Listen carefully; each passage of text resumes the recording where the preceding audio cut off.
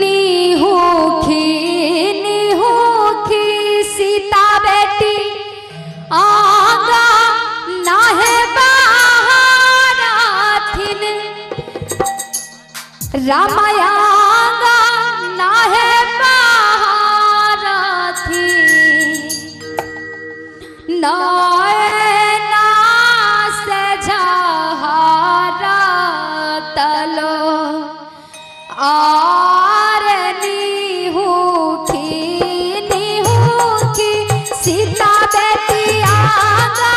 नाहे बाहराथिन रामाया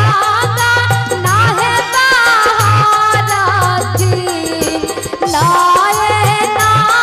से झहारा तलोर और निहोखी सीता बेटी आगा नाहे बाहराथिन रामाया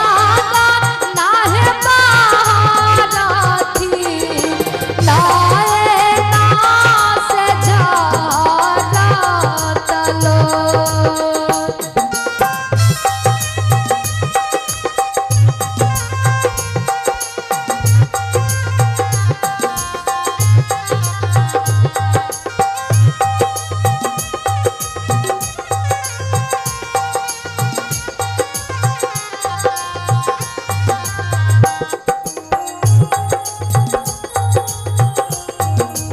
अपने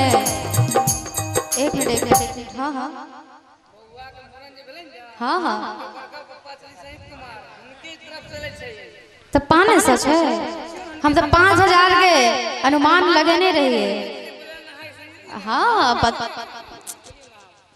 और उनका बोल देवे कि उधार रह गया कत छिए हाँ और उधार रह गए हमरा तो 5000 के अनुमान रहे जहाँ देवे लेकिन की 500 धरा दे हाँ आओ बुआ के बड़का पप्पा जी बहुत सुंदर 500 टका के पुरस्कार दिलखिन आप बहुत बहुत धन्यवाद और साथ में जोरदार थपड़ी बजा दियो वाह कति निक छे आर निहोखी सीता बेटी आगा नाहे बाहराथिन रामाया नाहे बाहराथिन नैना से झहारा तलोर और निहोखी सीता बेटी आगा नाहे बाहराथिन रामाया नाहे बाहराथिन नैना से झहारा तलोर।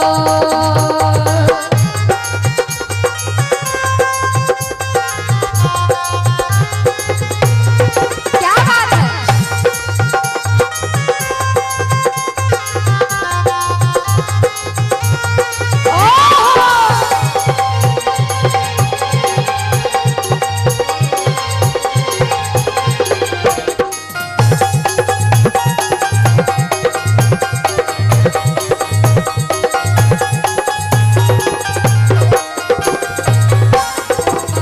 और देखियो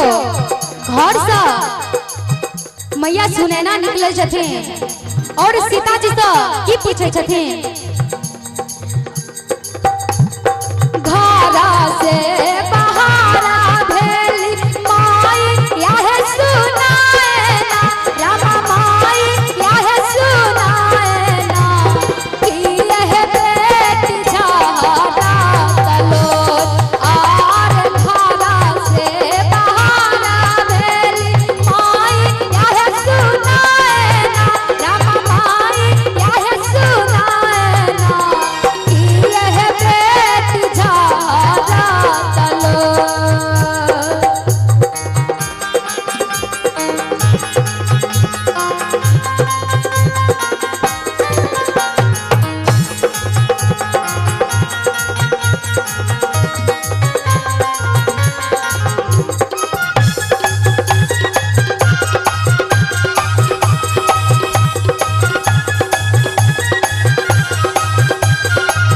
और देखियो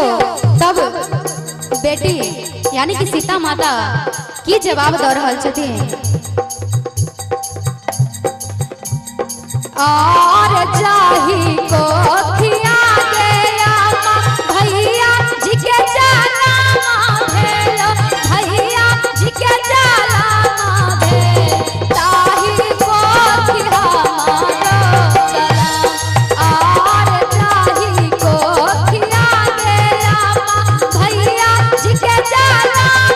भेलो भैया जी के जाला भेल ताही को खिया चला ताही रे को खिया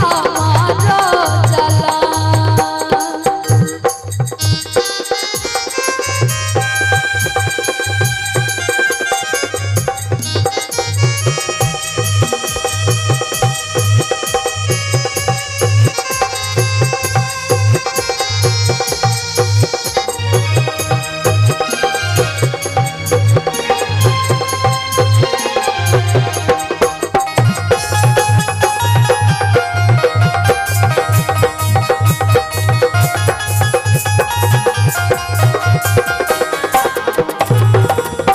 और देखियो तो मम्मी की जवाब दे रहल छथिन और भैया जी के लिखल के बेटी बाबा के संपतिया रामा बाबा के संपतिया तोहारो लिखल दूर दे तोहारो लिखल दूर दे और भैया जी के लिखल के बेटी बाबा के संपतिया रामा बाबा के संपतिया तोहारो